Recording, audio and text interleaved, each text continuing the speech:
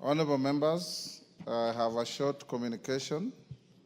Guidance on the consideration of the budget estimates for financial year 2025-26.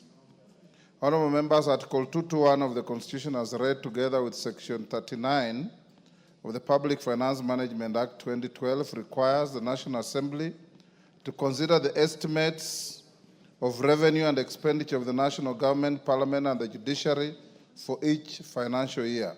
These estimates, once approved by the National Assembly, form the basis for the Annual Appropriation Act.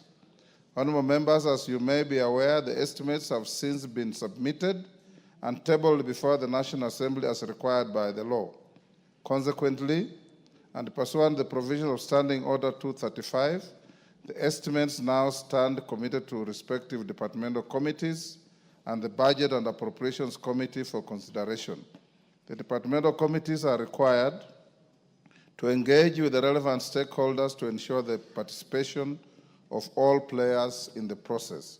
It should be noted that the Budget and Appropriations Committee is required to discuss and review the budget estimates and make recommendations to the House, taking into account the recommendations of the departmental committees, the views of Cabinet Secretary for the National Treasury, and the general public.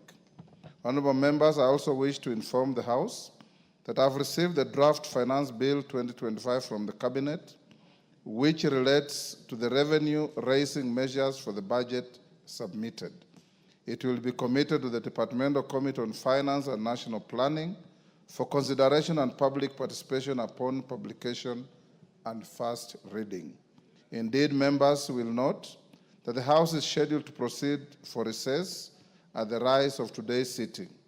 This break will provide adequate time for committees to embark on this activity, among others. Finally, I encourage members to actively acquaint themselves with the contents of the estimates and to participate in the exercise and ensure that their views and those of their electorate are taken into account during the consideration of the national budget.